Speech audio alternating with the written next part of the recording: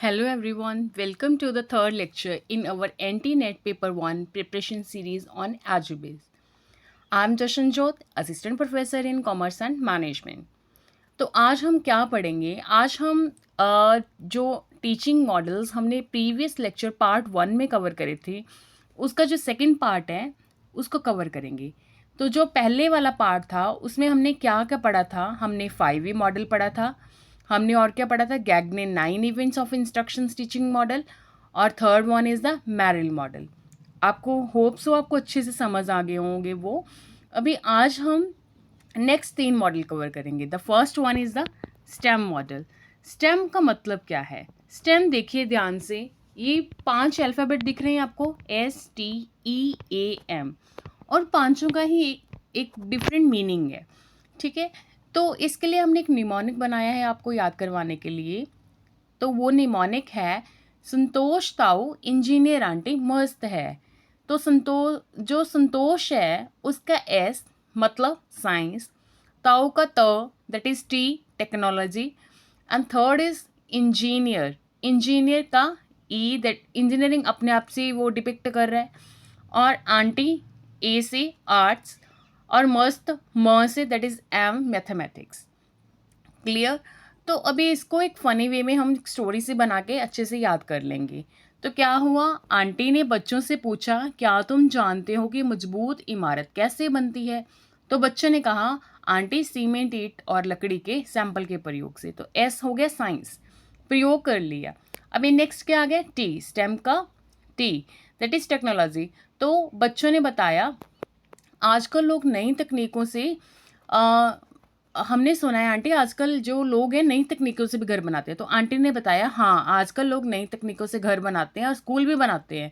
तो बच्चों ने यूट्यूब पर देखा कि कैसे मजबूत छत बनाई जा सकती है। ठीक है, फिर उस पर हुई इंजीनियरिंग के कैसे अच्छा डिज़ाइन बनाएं, तो उसके लिए कौन सा फ्रेम लगेगा और कौन सी सामग्री लगेगी, उस पर बच्चों ने क्या किया, सर्च करा और आंटी से पूछा। फिर ए आर्ट्स कि कैसे कुछ कला करके हम जो बिल्डिंग है उसको अच्छा बना सकते हैं। अब आंटी ने कहा अगर स्कूल सिर्फ मजबूत होगा लेकिन सुंदर नहीं दिखेगा तो बच्चे पढ़ाई में मज़ा ही नहीं लेंगे। तो बच्चों ने रंग बिरंगी पेंटिंग और आर्ट वर्क से स्कूल को क्या कर दिया, नया रूप दे दिया। तो एम से क्या आया, मैथमेटिक्स।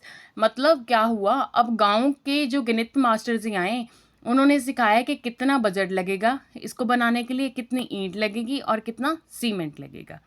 क्लियर? अभी देखो इसको ध्यान से याद कर लो। मतलब स्टेम का मतलब क्या हुआ, science technology engineering arts and mathematics. तो ये स्टेम मॉडल करता है क्या है, ये फॉस्टर करता है इंटरडिसिप्लिनरी लर्निंग को, क्रिएटिविटी को, और इनकरेज करता है स्टूडेंट्स को to see connections between subjects. जो ये 5 सब्जेक्ट हैं इनमें कनेक्शन बिठाता है। ठीक है, अभी यहाँ पे हम बात करते हैं इम्प्लीमेंटेशन स्ट्रेटजीज फॉर स्टेम। कौन कौन सी इम्प्लीमेंटेशन स्ट्रेटजीज हो सकती हैं? अभी यहाँ पे देखिए प्रोजेक्ट बेस्ड लर्निंग आपको एक इमेज शो करेगी, इसको ध्यान से देखिए। तो जो इफेक्टिव स्ट्रेटजी होती हैं इम्प्लीमेंट करने के लिए इस मॉडल को, उसमें प्रोजेक्ट बेस्ड लर्निंग बहुत इंपॉर्टेंट रोल प्ले करती है। ठीक है, कि हमें क्या क्या चाहिए। तो एंड सेकेंडली कोलैबोरेटिव टास्क होने चाहिए और रियल वर्ल्ड प्रॉब्लम सॉल्विंग हमारे में होनी चाहिए। तो एग्जांपल ले लेते हैं, सक्सेसफुल स्टेम जो प्रोजेक्ट्स हैं might involve designing a bridge using engineering principles and artistic design. तो क्लियर? अभी यहाँ पे कुछ इतना है नहीं है। स्टेम मॉडल अगर बस आपको मेनली जो याद रखना है इसकी एब्रीविएशन याद रखनी है, ठीक है, और एब्रीविएशन से आपको क्लियर हो जाएगा कि कौन से जो इंटरडिसिप्लिनरी सब्जेक्ट्स हैं कौन कौन से आते हैं। तो कौन कौन से आते हैं, science technology engineering arts and mathematics. Clear? Now moving towards the next model that is summer model. Summer model भी बहुत इंपॉर्टेंट है और बहुत ही इंटरेस्टिंग भी है, इसको भी इंटरेस्टिंग से निमोनिक के साथ करेंगे हम। तो समर समर समर में एस का मतलब सब्स्टिट्यूशन, ए का मतलब augmentation, M modification and R is redefinition. ठीक है, रीडिफाइन करना। तो इसको कैसे याद करेंगे, तो हम छोटा से निमोनिक बनाया, सरला आंटी के मज़ेदार रसगुल्ले, सरला आंटी के मज़ेदार रसगुल्ले। तो सरला एस से that is substitution, aunty A that is augmentation, और एम मज़ेदार, मज़ेदार म मतलब एम इज मॉडिफिकेशन, रसगुल्ले र मतलब R that is redefinition. Clear? तो यहाँ से हम शुरू करते हैं एक छोटी सी कहानी के साथ। सब्स्टिट्यूशन, इसको कैसे याद रखेंगे सब्स्टिट्यूशन को, कि सरला आंटी ने देखा बच्चे हैं जो किताबों से उब गए हैं, जैसे आप भी पढ़ते पढ़ते किताबों से उब जाती हो, तो उन्होंने क्या करा, ब्लैक बोर्ड हटाया, एक नया डिजिटल स्क्रीन लगा दिया। आपको भी अच्छा लगता है कुछ इनोवेटिव वे से अगर आपको पढ़ाया जाए, तो अभी बच्चों का किताबों से कम स्क्रीन पर ज़्यादा ध्यान देने लग गए। ठीक है, ये होगी सब्स्टिट्यूशन, कि ब्लैक बोर्ड हटा के हमने क्या कर दी, स्क्रीन लगा दी, दैट इज सब्स्टिट्यूशन। अभी याद रखना है इस चीज़ को। फिर क्या हुआ, ऑगमेंटेशन, मतलब क्या हुआ, अभी स्क्रीन पे ध्यान लगा के पढ़ रहे हैं बच्चे, बट इसको और इंटरेस्टिंग बनाने के लिए मैम ने क्या कहा, आंटी ने क्या कहा कि बेटा पढ़ाई जो अच्छा करेगा उसको क्या मिलेगा, रसगुल्ले मिलेंगे। तो एक नया ट्विस्ट आ गया, दैट इज ऑगमेंटेशन। तो क्या हुआ, अब आंटी ने कहा जो भी बच्चा ऑनलाइन क्विज जीतेगा जो स्क्रीन पे शो हो रही है, तो उसे रसगुल्ला मिलेगा। अब बच्चों ने पढ़ाई में और ज़्यादा ध्यान देने लग गए। तो ये क्या होगी, augmentation. Substitution clear, augmentation clear. The third one is M is modification. मतलब क्या हुआ, यहाँ पे कुछ इंटरेक्टिव वीडियो और कुछ गेम्स वगैरह, लाइक वीडियो गेम वगैरह दिखाने लगे, है ना, कुछ ऐसा करके। लाइक यहाँ पे क्या हुआ, सरला आंटी ने क्या किया, सिर्फ पढ़ाई तक सीमित ना रखा बच्चों को, बल्कि उनको वीडियो गेम में भी शामिल कर दिया। बच्चों को हर टॉपिक समझाने के लिए गेम खिलाने लग गए। ठीक है, तो गेम खेलने के लिए तो बच्चे वैसे ही उत्सुक रहते हैं, तो बच्चे अब और भी मज़े से सीखने लगे। तो ये हुई मॉडिफिकेशन। तो आर इज रीडेफिनेशन, रीडिफाइन करा, बच्चे खुद टीचर बन गए। तो वो मतलब ऐसा कुछ उनको टास्क दे दिया। अब क्या हुआ, अब पढ़ाई इतनी इंटरेस्टिंग हो गई कि बच्चे खुद वीडियो बना के एक दूसरे को पढ़ाने लग गए। तो गांव का स्कूल पूरी तरह से डिजिटल और स्मार्ट बन गया। अब बच्चे कहते हैं सरला आंटी के मज़ेदार रसगुल्ले और उनकी स्मार्ट पढ़ाई दोनों लाजवाब हैं। तो आया ना मज़ा सुन के। तो ऐसे इन चीज़ों को ना मतलब ज़्यादा बोरिंग मत बनाया करो, कुछ इंटरेस्टिंग सी चीज़ें इंक्लूड करके, कुछ फ़नी से निमोनिक इंक्लूड करके इनको मज़े से याद करा करो। ठीक है, तो सरला आंटी के मज़ेदार रसगुल्ले। अब समर मॉडल कभी नहीं भूलोगे। ठीक है, देखिए यहाँ पे सब्स्टिट्यूशन क्या हुई, technology act as a direct substitute with no functional improvement. ठीक है, तो अगर सेकंड बात करें ऑगमेंटेशन की, technology act as a direct substitute with functional improvement, तो ये ऑगमेंटेशन होगी। तो मॉडिफिकेशन क्या हुई, technology allows for significant task redesign. And redefinition क्या होगी, technology allows for the creation of new task previously inconceivable. ठीक है, क्लियर। तो जो नीचे वाली दो स्टेजेस होगी ये कौन सी होगी, इन्हांसमेंट होगी, और ऊपर वाली कौन सी होगी, ट्रांसफॉर्मेटिव होगी। क्लियर, ये भी याद रखना है। अभी कंपोनेंट्स तो चारों क्लियर हो गए आपको, वही जो हमने पीछे करे सेम ही है। ठीक है, देख लो एक बार इसको ध्यान से।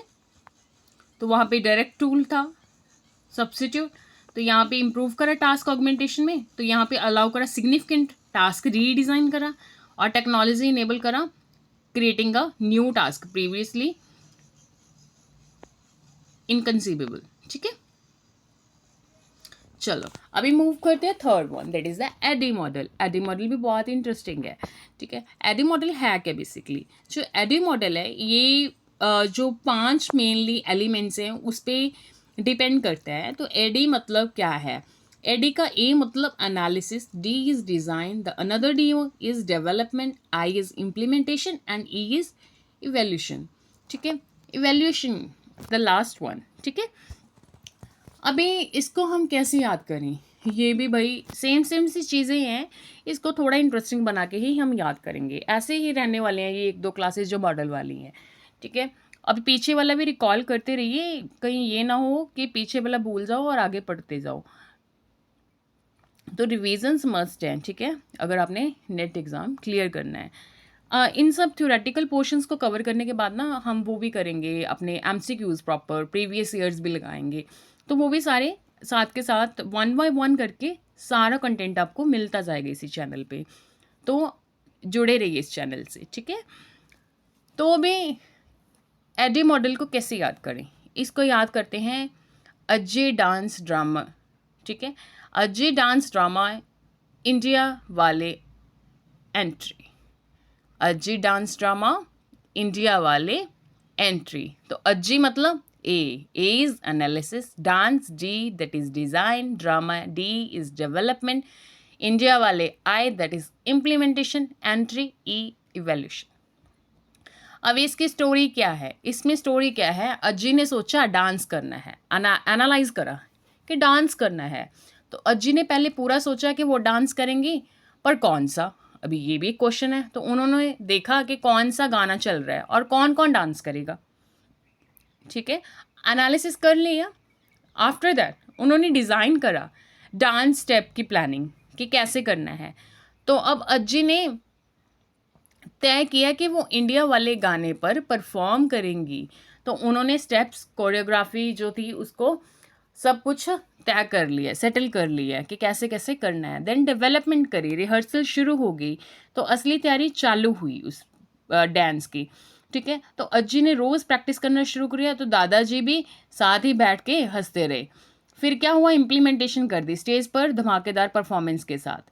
फिर फाइनल शो का दिन आया, अज्जी ने पूरे जोश से स्टेज पर धमाकेदार एंट्री मारी, पूरे गांव ने ताली बजाई और अज्जी छा गई। That is implementation. इवैल्यूएशन क्या हुआ, गलतियों से सीखो। शो खत्म होने के बाद अज्जी ने अपनी गलतियां देखी, उन्होंने कहा अगली बार और अच्छा करूंगी, और फिर नई तैयारी शुरू हो गई।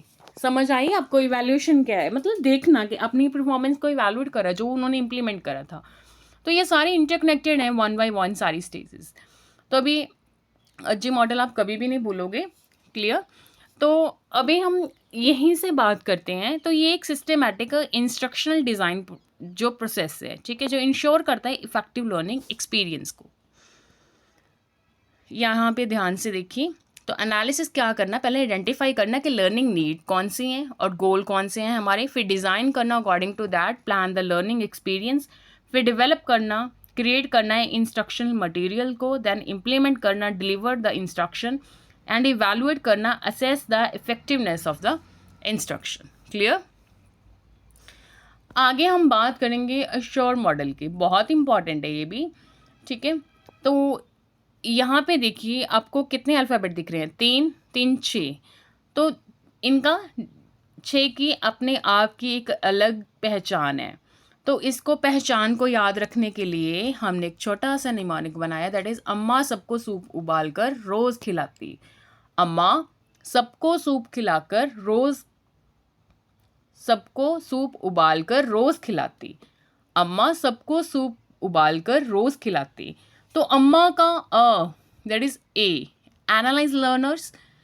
सबको स, that is S, state objectives.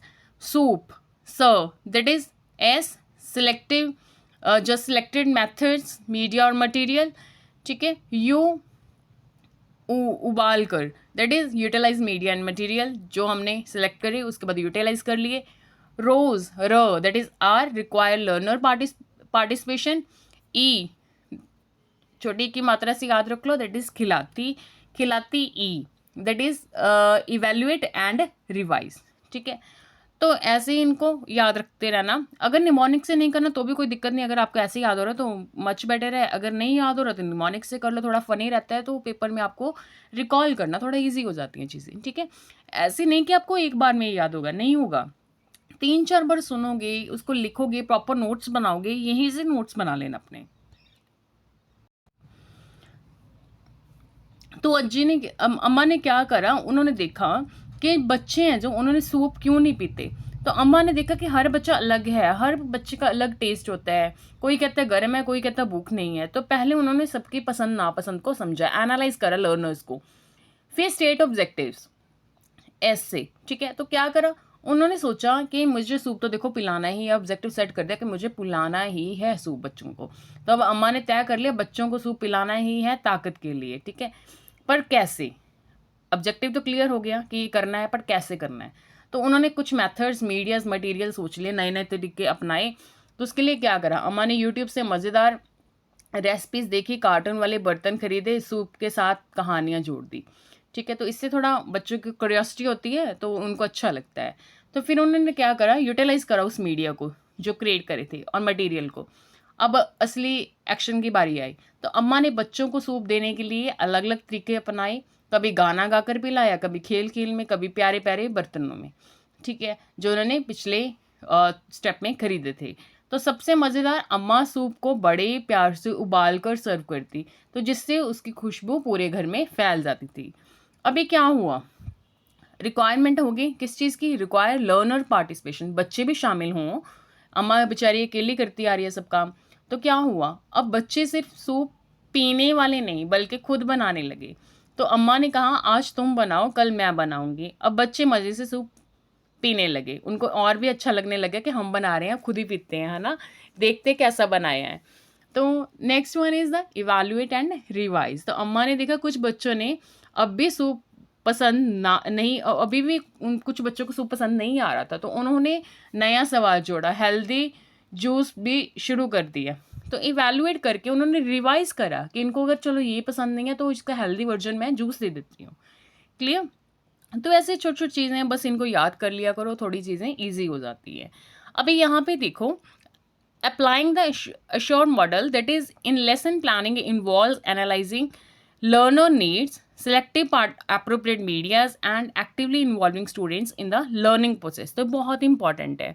यहाँ पे आपकी इमेज दिख रही है, ध्यान से देखो उसको। तो एग्जाम्पल का यहाँ पे सिनेरियो भी दिखाया हुआ है कि मल्टीमीडिया प्रेजेंटेशंस यूज़ करके उनके इंगेजमेंट उसको इन्हांस करते हैं, थोड़ा इंटरेक्टिव एक्टिविटीज़ करते हैं फॉर द डीपर अंडरस्टैंडिंग। ठीक है,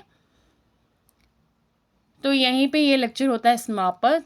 ठीक है, thank you all, happy learning, don't forget to like share and subscribe to Eduwiz for more free quality content.